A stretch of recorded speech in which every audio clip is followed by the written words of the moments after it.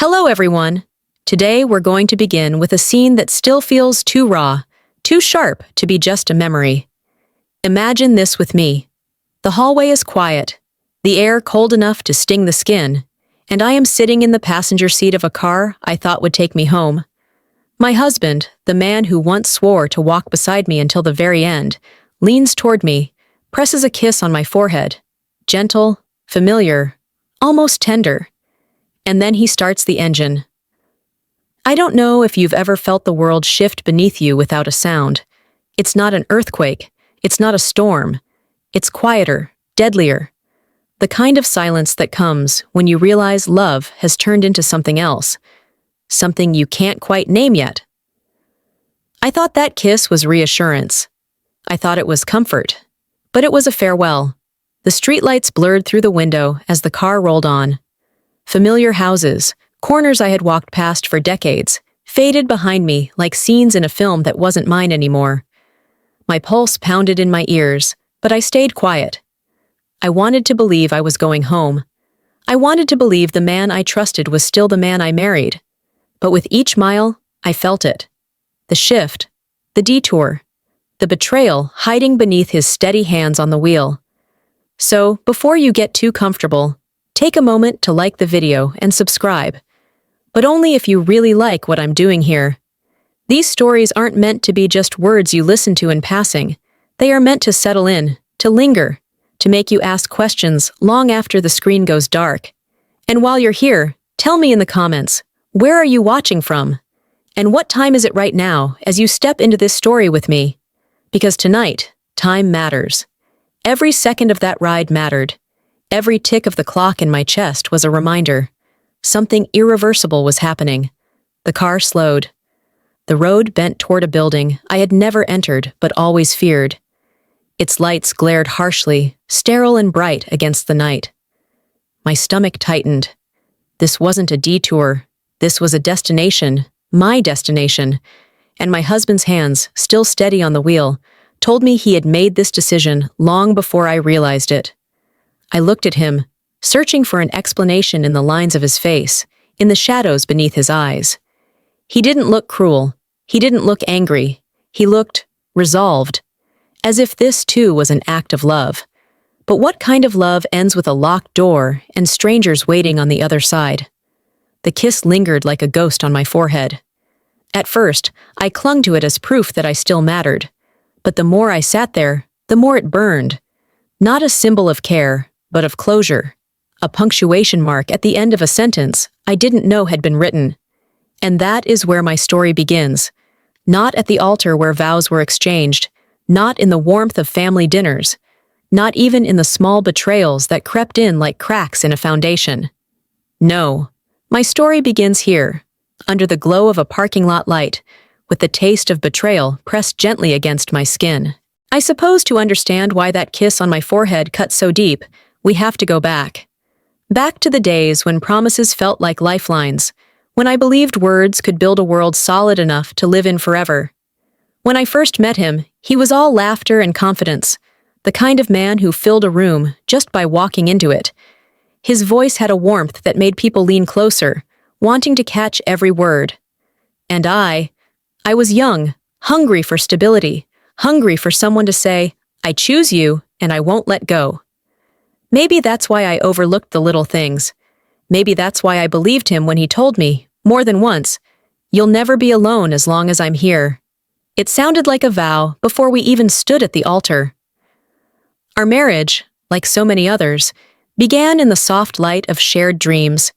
We built a house together, not with our hands, but with our choices.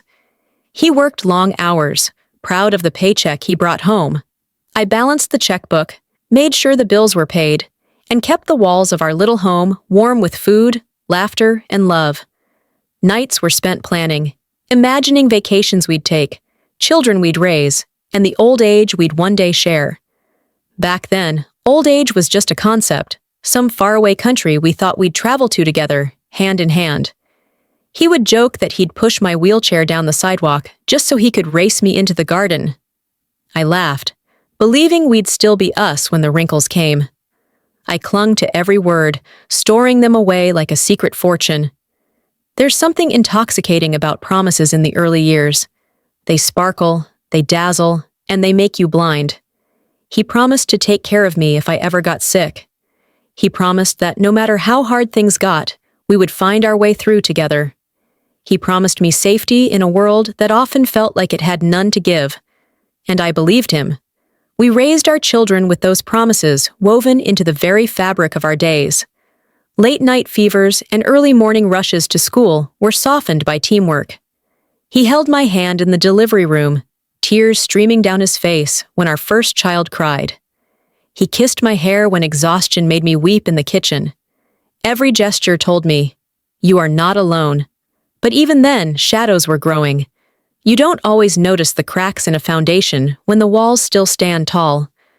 There were moments, tiny, fleeting, when his words didn't quite match his actions. He would say, "I'm here for you," but then disappear into his work, leaving me to juggle children, household, and the silent weight of being the one who kept everything afloat. I told myself it was normal, that all marriages carried this imbalance at times, and perhaps they do. But the difference is in whether the imbalance tips, whether it grows into a chasm too wide to cross. In the glow of anniversaries and family vacations, it was easy to believe in the picture we had painted. Our wedding album sat proudly on the living room shelf, each photo a reminder of vows made in front of family and friends. The dress, the rings, the kiss, it all felt unshakable. I would dust those albums and smile, never imagining that one day those very vows would become the sharpest betrayal of all. As the years slipped by, our promises grew quieter, replaced by routines. We didn't say, "I'll never let you be alone anymore." Instead, we said, "Did you pay the electric bill?" And "Don't forget the milk." But in my heart, I carried those early vows like a secret anchor. I thought they still mattered, even if they went unspoken. I realize now that I was clinging to the memory of a man who had changed, a marriage that had shifted under my feet without me noticing. I was the keeper of promises. He was the one who forgot. Looking back, there were moments that should have warned me. The time I ended up in the hospital with pneumonia, and he sent flowers instead of visiting, saying he couldn't get away from work. The way he brushed aside conversations about wills and long-term care, as if planning for the future was morbid instead of necessary. Or the silence he gave me whenever I voiced my fears about growing older, as though age was something shameful, something to be hidden away. But love makes you rewrite the story. Love convinces you that a single act of kindness outweighs a dozen small abandonments. I held on to the good days, the laughter, the photographs of family barbecues and Christmas mornings.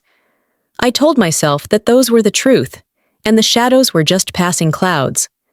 I believed in the marriage we had built because it was all I knew.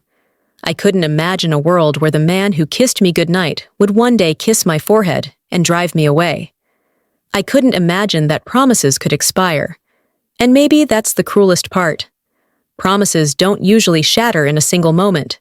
They erode, slowly, silently, and by the time you realize they're gone, you're already being driven somewhere you never agreed to go. Back then, in the bright, hopeful years, I thought love was enough to hold everything together. I thought the vows we spoke would be the map that carried us safely through old age. I never imagined that those same vows could become the weapon that hurt the most. Because when someone you love betrays you, it isn't just the present that breaks. It's every promise from the past echoing back, taunting you with what you thought was true. And so, while the car ride to the nursing home marked the visible betrayal, it was the years of promises, the whispered forever, the vows of never leaving me alone, that made the pain unbearable. This was a marriage built on promises. But promises, I learned, are only as strong as the one who keeps them. It's strange how silence can speak louder than words.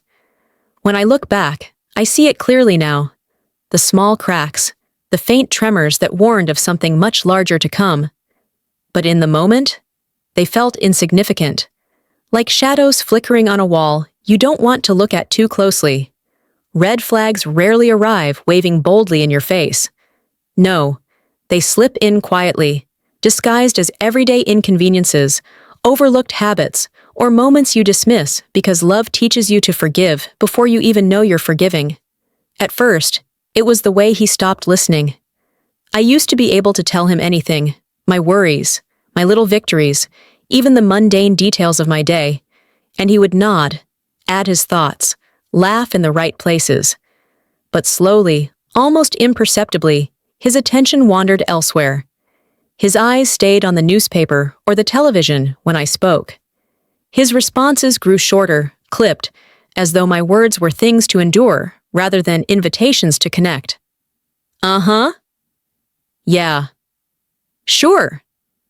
That was the language of disinterest, but I convinced myself it was exhaustion. He worked hard, after all. Wasn't it selfish of me to demand his full attention after long hours at the office? That's what I told myself. That's what you tell yourself when you don't want to see the truth. Then there were the holidays. I loved traditions, decorating the tree, setting the table just so, baking pies the way my mother taught me. He used to be part of it, laughing while untangling the string lights, sneaking spoonfuls of filling before I poured it into the crust. But little by little, he drifted. Some years he had work to finish. Other years he wasn't feeling festive. Eventually, I would be the one stringing lights alone, humming carols to fill the emptiness, while he sat in another room watching television, the glow of the screen reflecting in his glasses instead of the twinkle of holiday lights. I felt the loneliness then, though I buried it deep. I told myself it was enough that I still carried the traditions. I told myself he cared in his own way, even if that way no longer included showing up. And then there was the way he handled my illnesses. Small things at first. A winter cold, a twisted ankle. He'd offer polite concern, sometimes even buy medicine, but there was a distance in his touch, an absence in his voice. When pneumonia nearly flattened me one year, I was admitted to the hospital. I lay in that sterile bed, waiting for him to walk through the door, waiting for the comfort of his presence. Instead, a vase of flowers arrived with a brief note. "Get well soon. Sorry I couldn't make it." Work. Always work. I stared at those flowers until the petals curled in on themselves, brittle and dry. By the time I was discharged, I had convinced myself it was normal. People grieve differently. People show love differently. He was providing, wasn't he? That was his love. At least, that's what I told myself as I signed the discharge papers alone. But it wasn't just the absence of presence. It was the presence of absence. He began keeping secrets, or at least withholding parts of his life. He stopped telling me about his day, about his frustrations, about his thoughts. I'd ask how work was, and he'd shrug. I'd ask what was wrong, and he'd say, "Nothing." The silence was heavier than any argument we might have had. Arguments mean you still care enough to fight. Silence? Silence means you've stopped trying. Sometimes I caught him staring at me, not with love, not even with irritation, but with something unreadable, like a stranger sizing up another stranger in a waiting room. When I asked what he was thinking, he would shake his head, smile faintly, and say, "Nothing at all." That smile still haunts me. There were other red flags too, subtle dismissals of my opinions during family decisions, a growing impatience when I struggled with new technology or forgot small things, the way he sometimes introduced me in public as the wife, instead of by name, as though my identity were just a role he happened to carry along with him. Once, at a dinner with friends, I made a joke, something lighthearted about his habit of misplacing his glasses.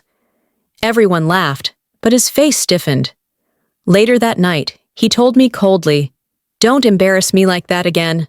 The words chilled me, not because of what he said, but because of how he said them, flat, detached, as though I weren't his partner, but an inconvenience he needed to manage. Still, I rationalized. Still, I forgave. You see, love is a trickster.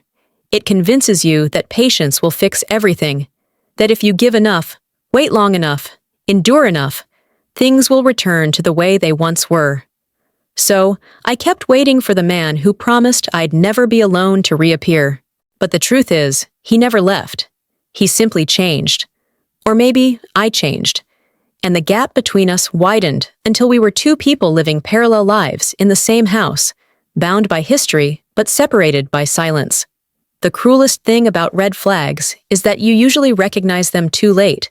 You only see their shape in hindsight, when the damage is already done. At the time, I thought I was being loyal. I thought I was being strong. I thought I was protecting my marriage. But in reality, I was ignoring the quiet warnings that one day he would kiss my forehead and drive me somewhere I didn't choose. The red flags weren't loud.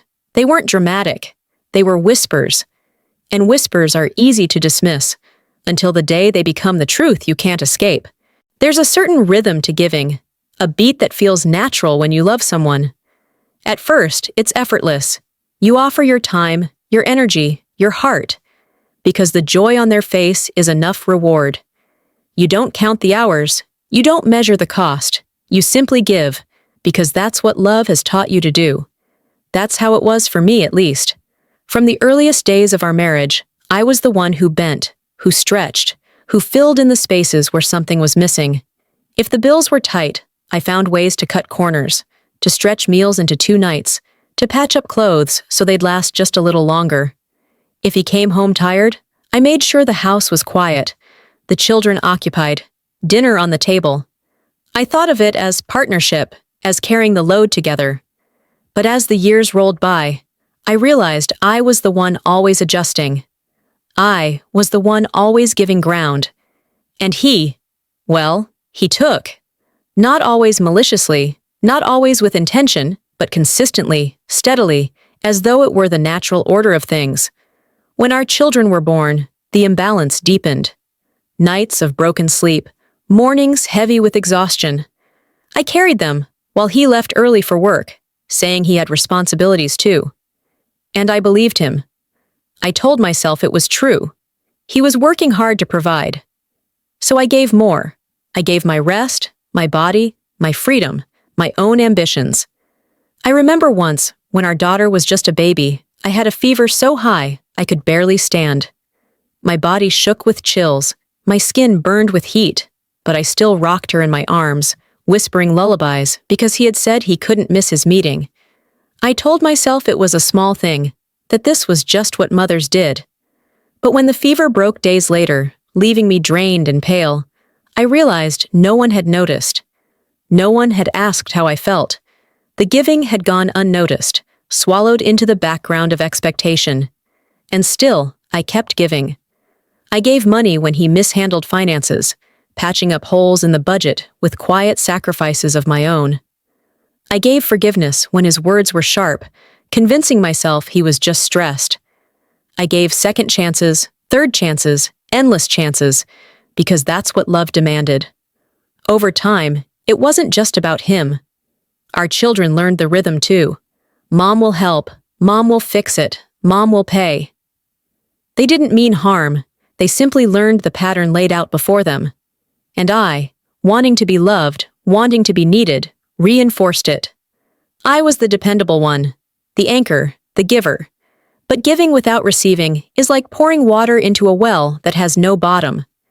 Eventually, you realize you're empty, and the ones you love haven't even noticed.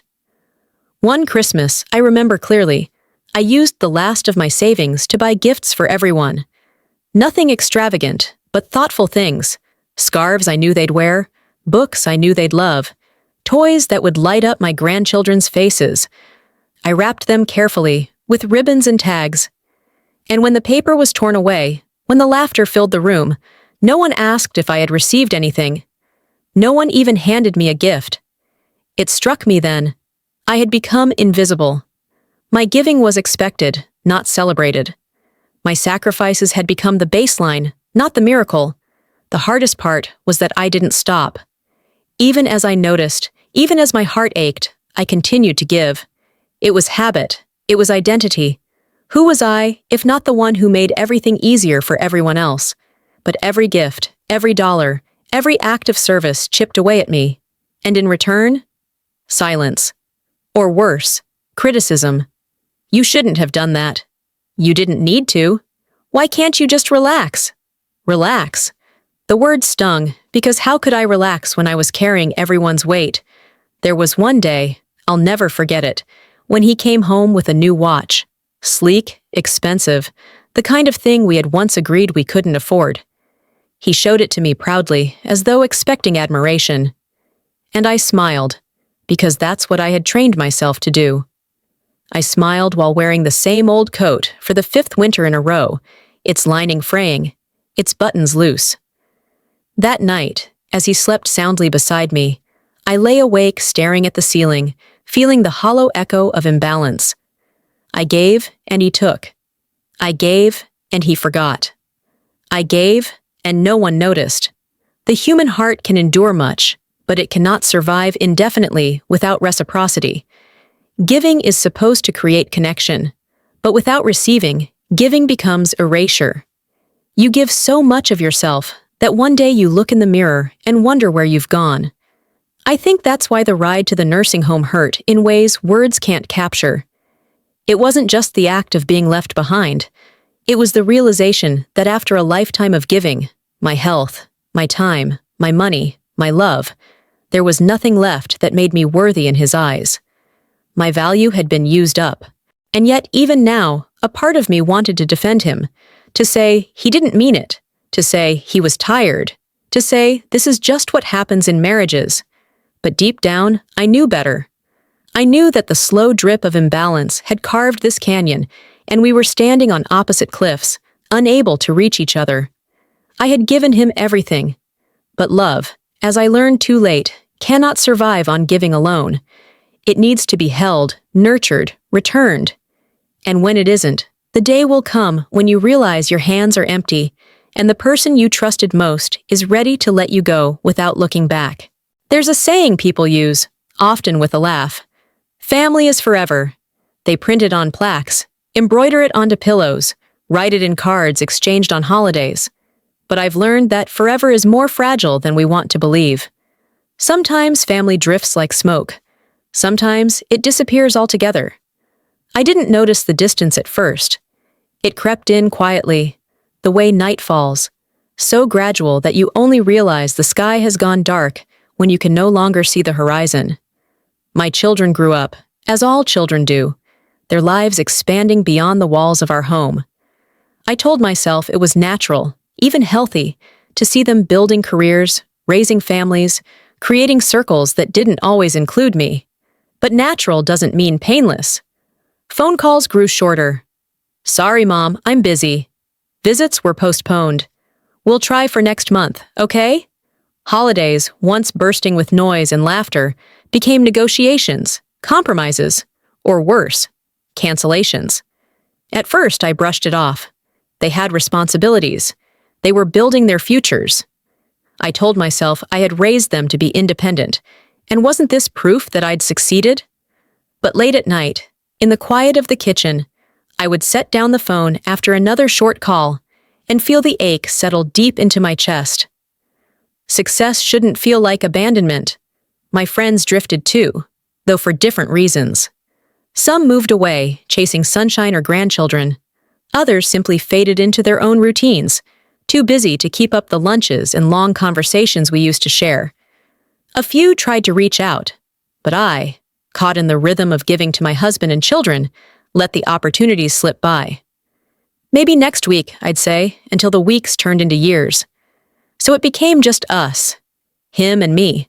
My world narrowed to the size of our house, our shared routines, our shared silence. At the time, I thought it was enough. After all, isn't marriage supposed to be the core? The safe place when the rest of the world grows distant? I believed we were strong, even if the threads holding us together were thinner than I realized. But the truth is, my husband thrived in that narrowing. The fewer connections I maintained, the more I relied on him.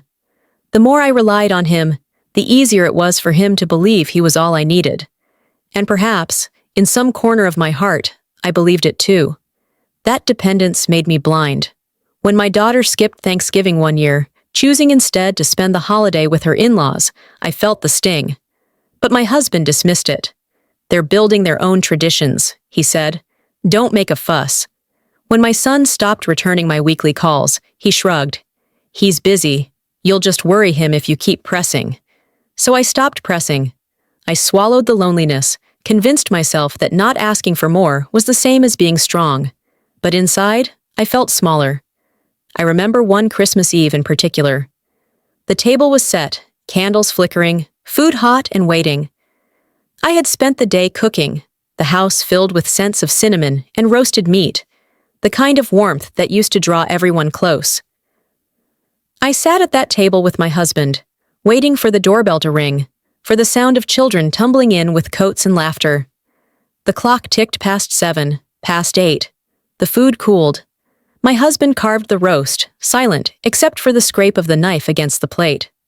By 9, I knew no one was coming. He didn't look surprised. I asked, voice trembling, "Didn't anyone call?" He shrugged. "They're with their families. Don't take it personally." Don't take it personally. I wanted to scream that it was personal, that being left behind is always personal. But I swallowed the words and chewed the meat that had grown dry, tears stinging the corners of my eyes.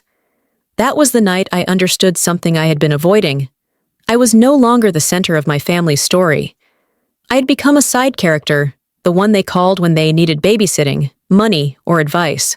But not the one they celebrated with, not the one they chose to be near when joy was abundant. It's a particular kind of heartbreak, realizing your children have turned away. It's not sudden, not like a door slamming. It's gradual, like water eroding stone. You don't notice the change until one day the shape is unrecognizable.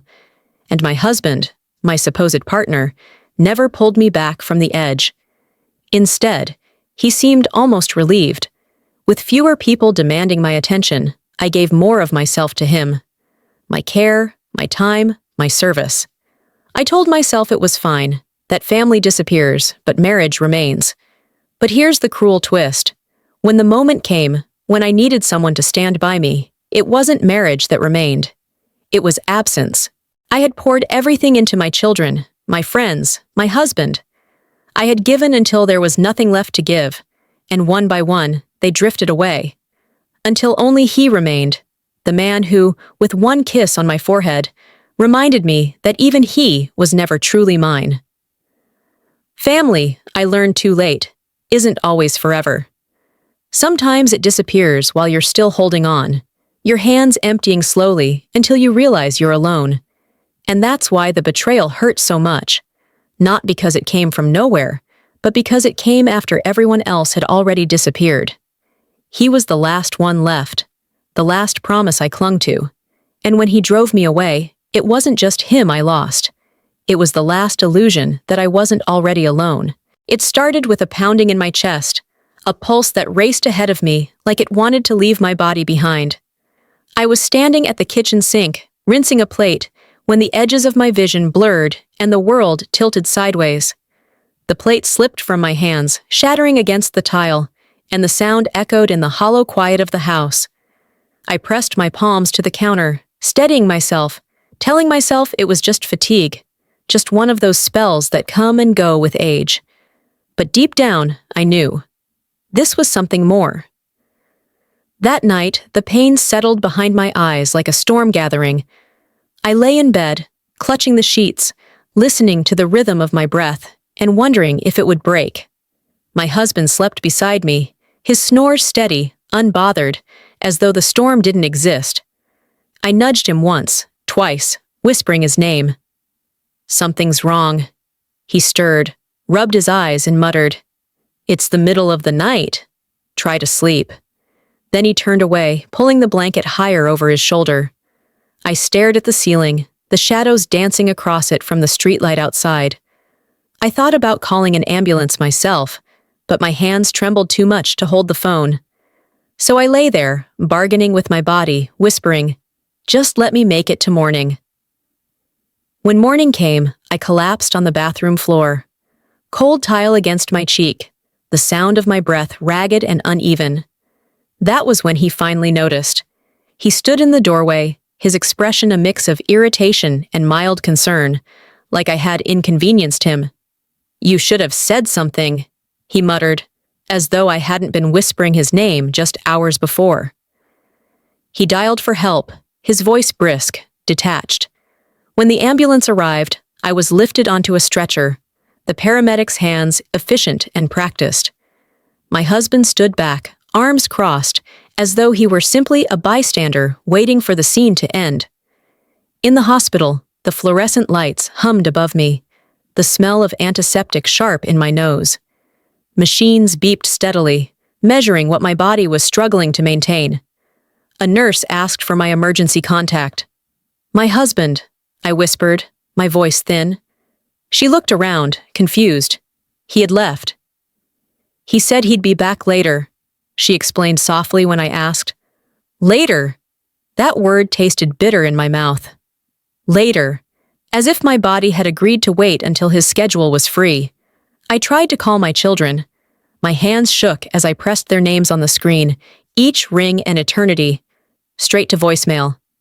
"Mom, can't talk right now. We're busy with the kids. We'll call you tomorrow." Tomorrow, always tomorrow. Lying there, I realized tomorrow might not come. And no one seemed to care. The doctor explained the diagnosis in calm tones. Dangerously high blood pressure, stress-induced migraines, exhaustion. My body was waving a red flag I had ignored for too long. "You need rest," he said. "You need support." His eyes softened when he saw the tears sliding silently down my cheeks. Support. What a simple word, and how foreign it had become. That first night in the hospital was the longest of my life. The monitors beeped steadily, nurses moved quietly through the halls, and I stared at the ceiling tiles, counting each square like it might keep me alive. I thought about all the years I had given, all the nights I had sat awake with fevers and nightmares that weren't my own, all the sacrifices I had made. And yet here I was, alone, aching, waiting for a door to open that never did. In the stillness, the truth arrived like a blade. I had built a life where everyone could rely on me, but I had no one to rely on in return. The second day, he returned. He didn't come with flowers, or a gentle touch, or even a kind word.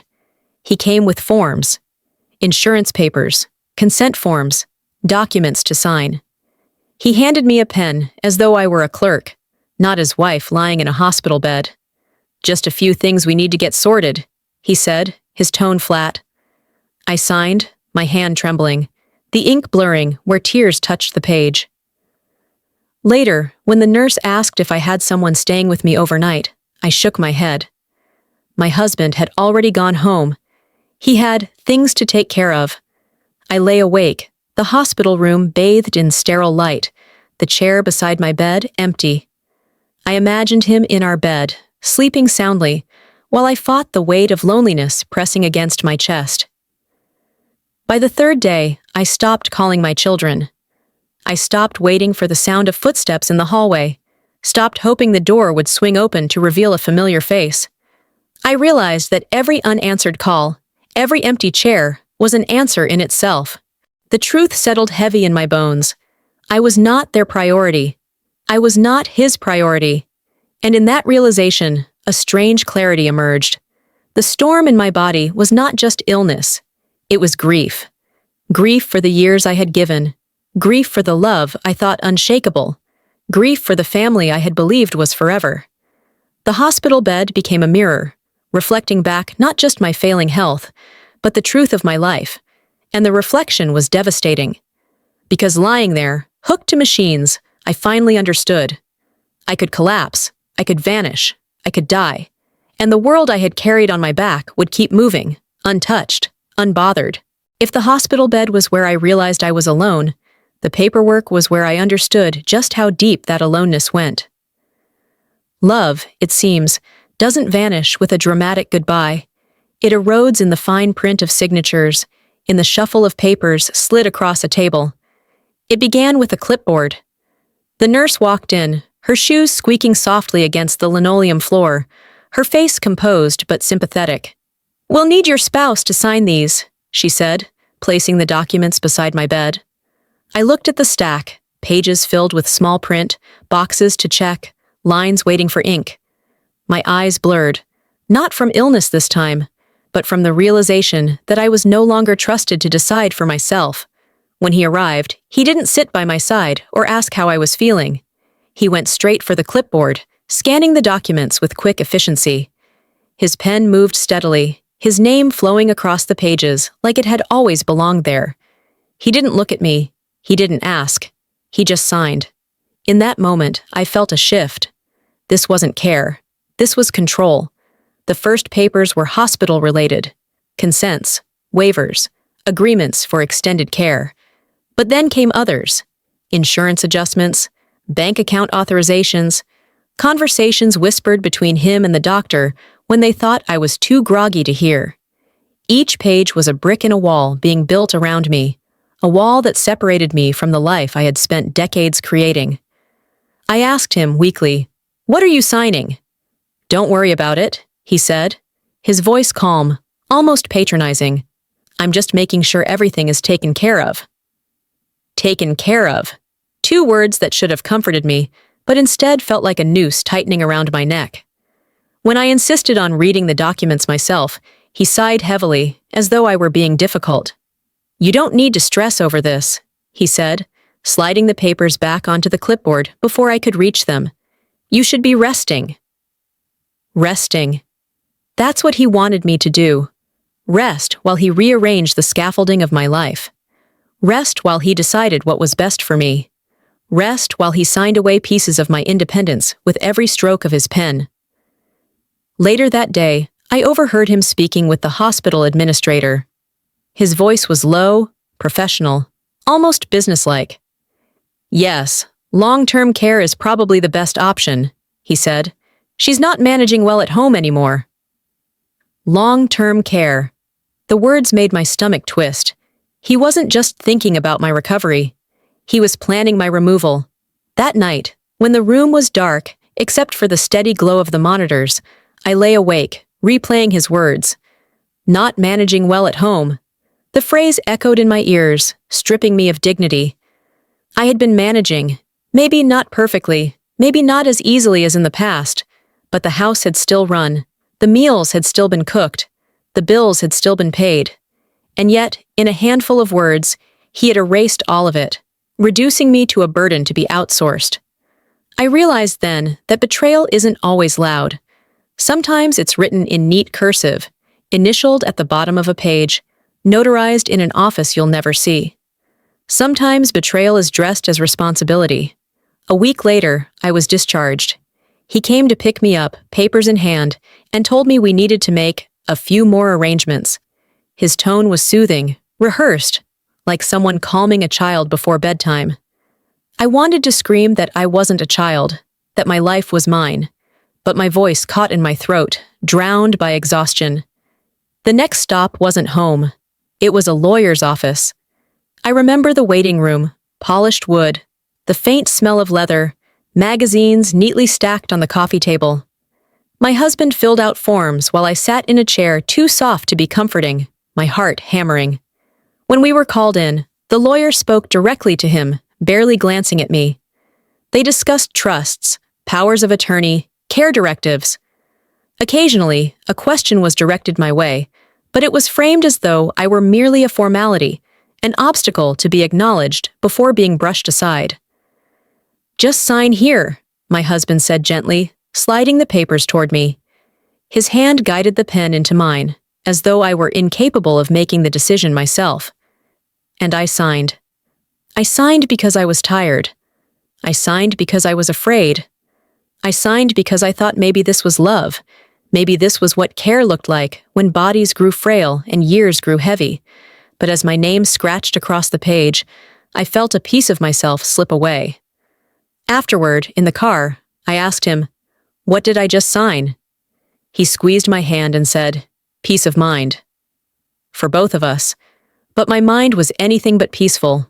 From that point on, the paperwork never stopped. Bills rerouted, accounts consolidated, health decisions made without my input. Every signature I gave was another thread cut, another tether severed from the life I had once controlled. And through it all, he was calm. Kind even. Never cruel. That was the worst part. If he had been openly vicious, if he had shouted or threatened, I might have fought back. But instead, he cloaked it all in the language of care, disguising control as protection. By the time I realized what was happening, it was too late. The signatures were done, the papers filed, the decisions binding. When people talk about betrayal, they often describe it as a knife in the back, sudden and shocking.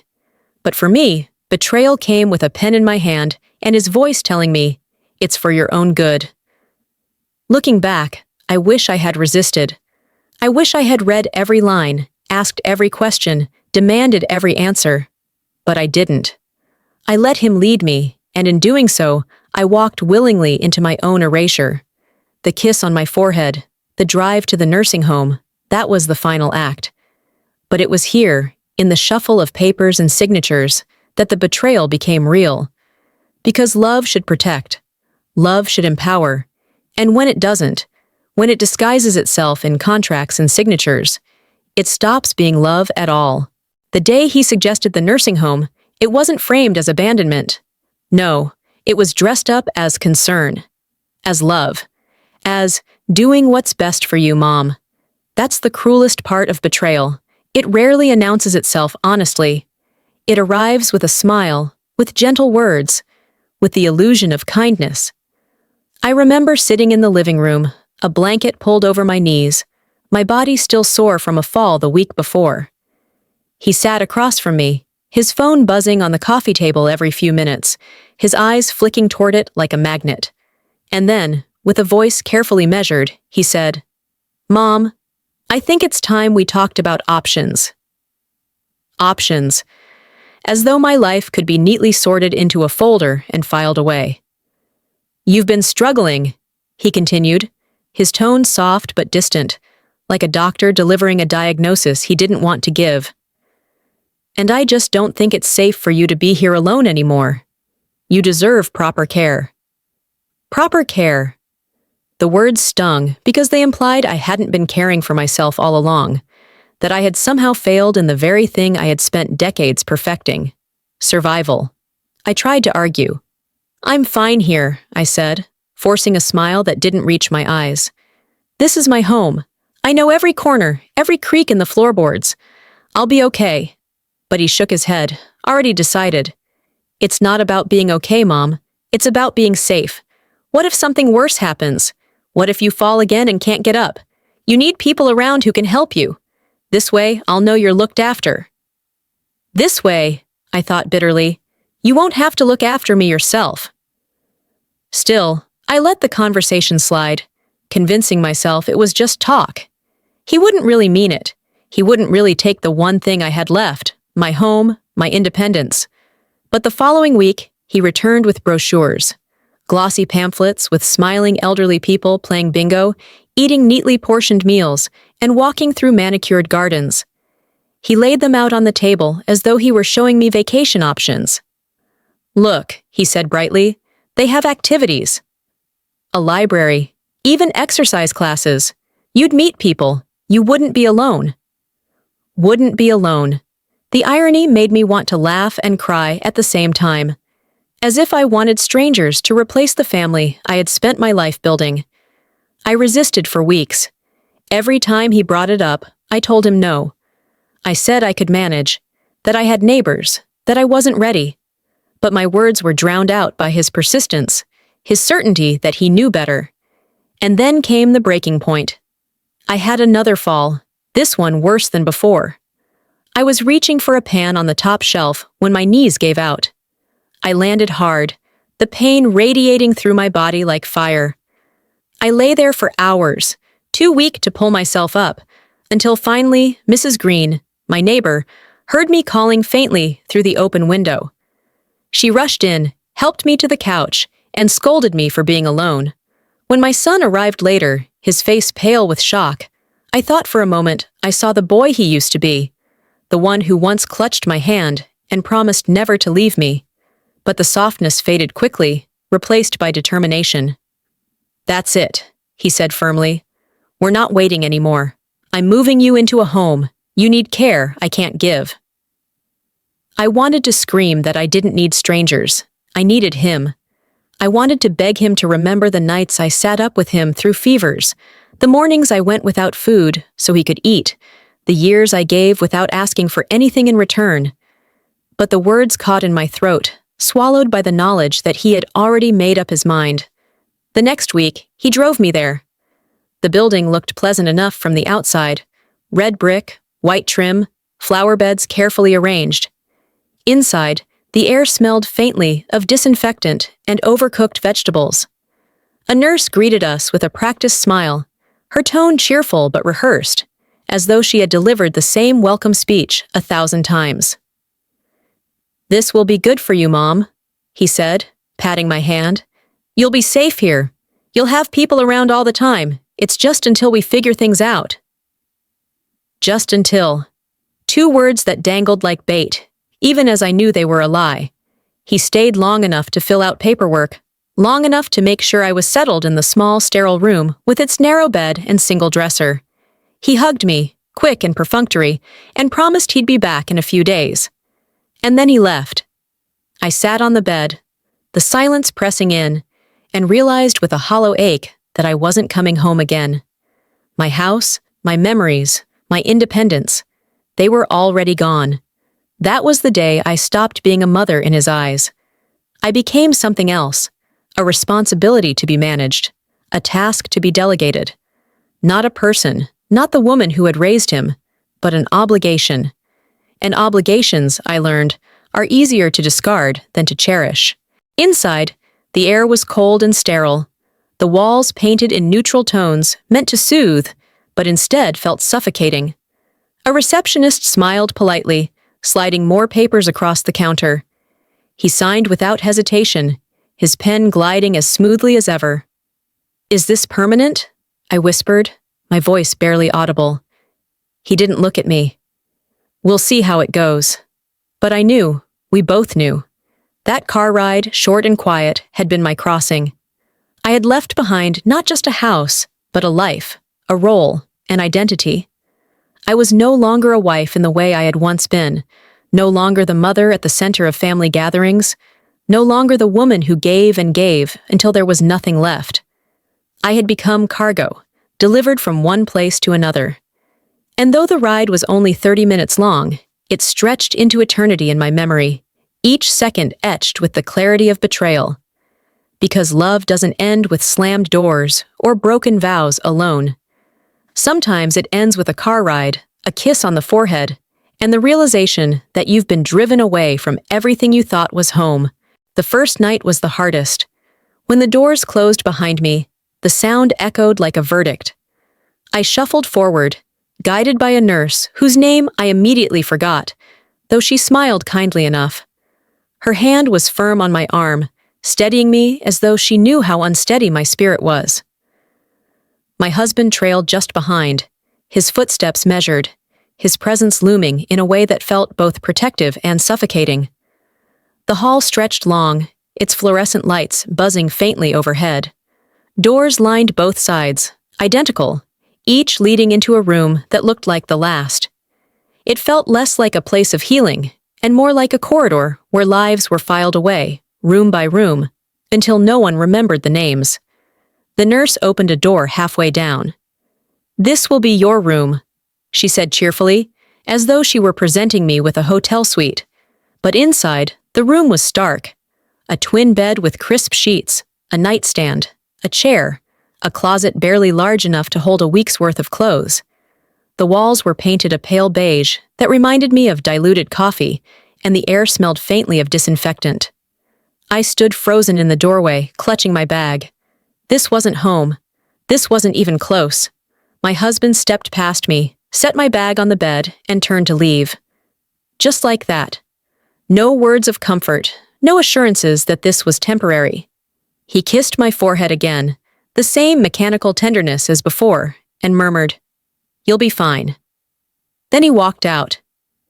The door shut softly behind him, but the silence that followed was deafening. I sat on the bed, my hands shaking in my lap. I had thought, naively perhaps, that he would stay a while, that he'd sit with me until I was settled, until the fear in my chest eased. But the sound of his fading footsteps told me otherwise. I was alone. The nurse busied herself, showing me where the call button was, explaining mealtimes, pointing to the bathroom. I nodded, hearing none of it. My ears rang with the sound of my own heartbeat, my eyes fixed on the sterile sheets that seemed to mock the warmth of the bed I had left behind. When she left, the quiet closed in fully. Through the thin wall, I heard faint voices, other residents talking, a television blaring in another room, the squeak of wheels from a passing cart. Life existed here, yes, but not the kind I had known. This was a life measured in routines, in scheduled meals and visiting hours, in medications dispensed at exact times. It wasn't living. It was waiting. I lay back on the bed, staring at the ceiling tiles. They looked the same as the ones in the hospital, squares of white grid that blurred together until I lost count. I wondered if this was it. Was this where I'd spend the rest of my days, staring at ceilings, waiting for people who wouldn't come? Memories flooded in. My living room, with its worn couch and shelves filled with books I had read a dozen times. The garden outside, where roses once bloomed under my care. The kitchen, cluttered with utensils and spices, alive with the smell of dinners I used to cook. Each memory pressed harder, until tears slipped down my cheeks, soaking the stiff pillow beneath me. Around 9 o'clock, a nurse came in with a small paper cup. "Medication," she said gently. I swallowed the pills with lukewarm water, my throat tight. She offered a kind smile before leaving, but the moment the door shut again, I was back in the void of silence. That's when the fear truly set in. It wasn't just the loneliness. It was the realization that this wasn't temporary. No one had said it outright, but I knew. My husband hadn't left with plans to pick me up in the morning. My children hadn't promised to visit next week. I had been left here, placed here, filed away like one more responsibility checked off a list. The hours dragged. Shadows shifted across the walls as the night deepened. I heard a woman down the hall crying softly, her voice carrying in the stillness. Someone else called for a nurse, their voice sharp with need. The wheels of carts moved again, steady and unbothered, as though none of it was unusual. I curled into myself, pulling the thin blanket tighter around me. The fabric smelled faintly of bleach, not comfort. My body ached from exhaustion, but sleep wouldn't come. Every time I closed my eyes, I saw the look on his face as he kissed my forehead. Not cruel, not angry, just resolved. That hurt more than hatred ever could. At some point in the night, I rose and walked to the window. The blinds rattled softly as I lifted them. Outside, the parking lot stretched wide and empty, bathed in yellow light from tall lamps. A few cars sat scattered across the asphalt. I searched for his, half hoping he was still there, that maybe he was sitting behind the wheel, gathering his thoughts before returning to me. But the lot was empty. He was gone. I pressed my forehead against the glass, the cold seeping into my skin. That was when it hit me fully. This wasn't just about being left in a building. This was exile. This was being removed from the story of my own life. When morning finally came, it wasn't relief I felt. It was heaviness. Breakfast was brought on a tray, lukewarm eggs, toast that crumbled at the touch. I ate mechanically, my taste dulled, my mind still trapped in the memory of last night. Around me, life went on. Residents shuffled to the common room. Nurses made their rounds. A television played the morning news in the distance. But inside, something had shifted. I was no longer waiting for him to walk back through the door. I knew better now. That first night taught me the truth I had been avoiding. I was alone, and this was permanent. And strangely, within that truth, a small seed of clarity took root. If this was where I had been placed, then I would have to decide how to survive it. Not with his help, not with my children's presence, but with something inside me I hadn't yet discovered. The first night broke me. But in the breaking, I began to see the shape of something else: survival. There are moments in life when truth doesn't creep in slowly, it crashes down all at once. And sometimes, the sharpest truths don't come from strangers, but from the people whose love you once trusted most. The cruelest truth came to me at what should have been a celebration. It was my birthday, 70 years old. The nursing home staff had taped up streamers in the common room. the kind that drooped sadly after only an hour. A sheet cake sat on a folding table, its frosting too sweet, its decorations written in shaky icing. The staff meant well, they always did, but the effort only reminded me of what was missing. My son had promised he would come. He had promised he would bring his family, that this year would be different. I clung to those words like a child clings to a gift. I imagined laughter filling the room, imagined the sound of my grandchildren calling me grandma, imagined, even if only for an afternoon, what it would feel like to be wanted again. When he arrived, he was late. He walked in with his wife, both carrying the air of people who had somewhere else to be. My grandchildren trailed behind them, glued to their phones, barely glancing up. "Happy birthday, Mom," he said, kissing my cheek quickly. His wife added a polite smile that didn't reach her eyes. They handed me a gift bag with tissue paper sticking out, a scarf that still smelled faintly of the store it came from. I thanked them, my voice trembling, because even pretense can feel like kindness when you are starving for affection. We sat at the table as the staff lit the candles. "Make a wish," one of the nurses said cheerfully, clapping her hands. I looked at the flickering flames, at the faces around me, some kind, some indifferent, some barely there, and I wished for something simple. To be loved the way I once loved.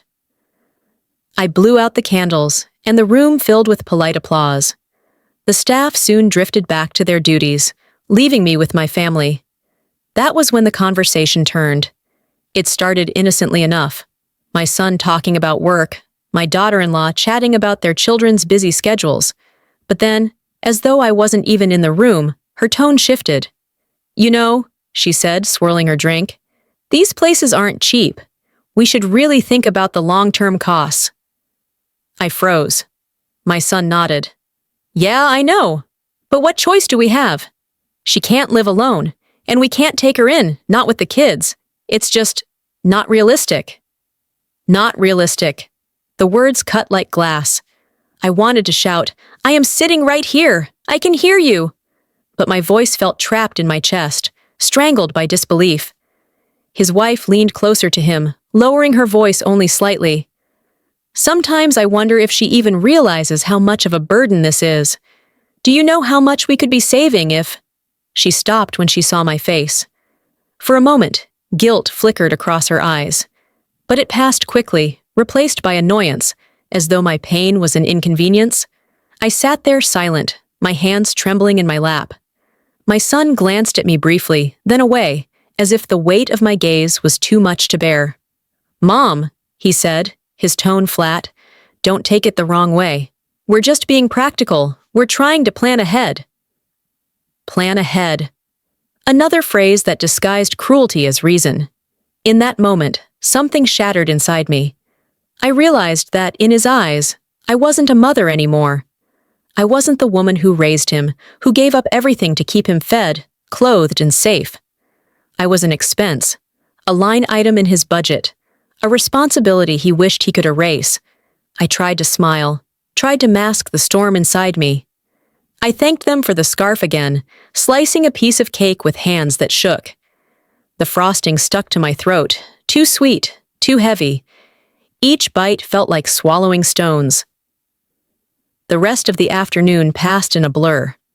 My grandchildren barely looked up from their phones. My son checked his watch repeatedly.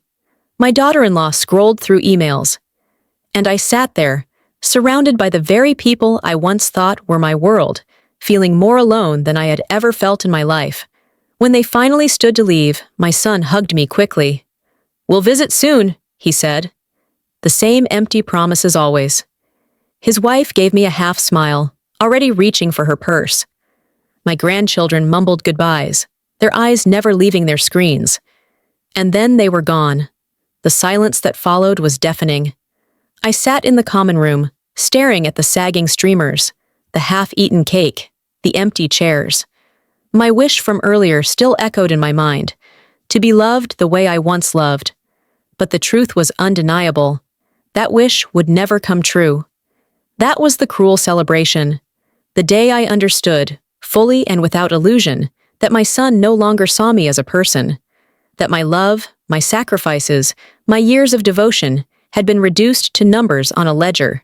I suspected the latter, because the world doesn't like to be reminded of the ones it has cast aside. In time, I stopped hoping for visits, stopped waiting for the phone to ring. Instead, I began to observe the outside world like a spectator at a play I was no longer part of.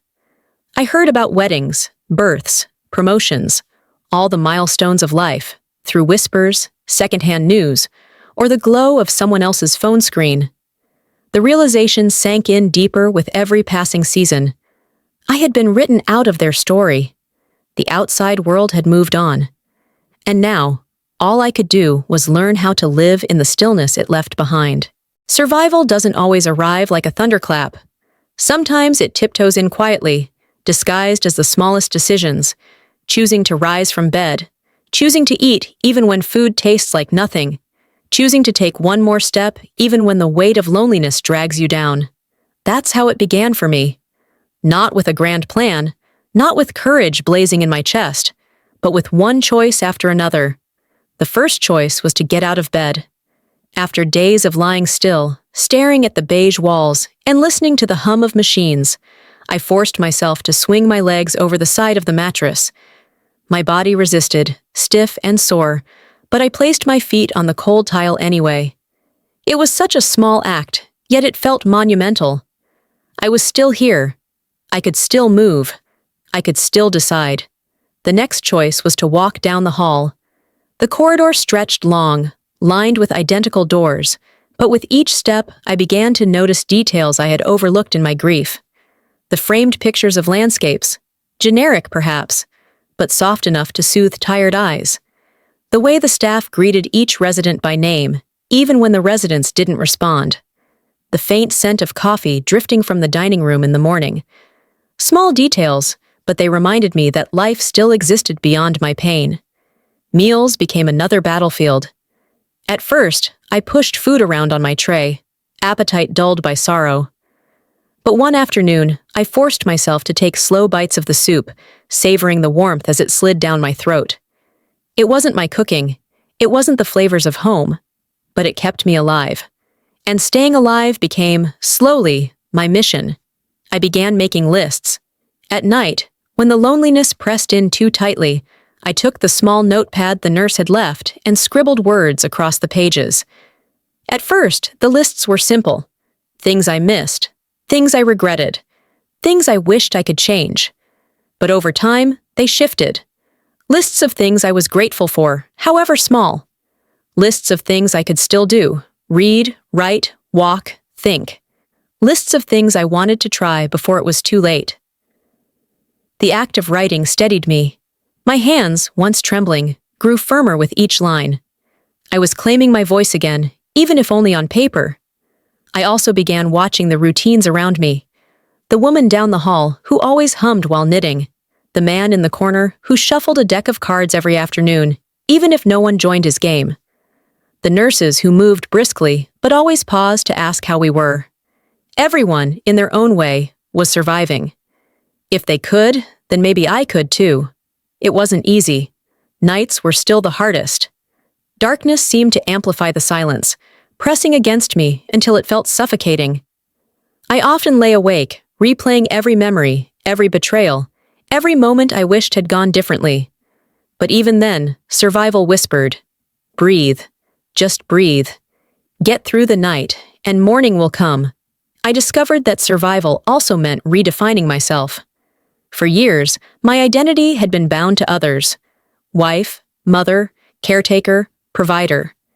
But here, in this sterile place, stripped of those roles, I was forced to ask, who am I when no one needs me? The answer didn't come quickly. It emerged in fragments. In the way I arranged the few books on my nightstand, reclaiming order in a world that felt chaotic. In the way I watered the small plant a volunteer gave me, watching its leaves unfurl day by day.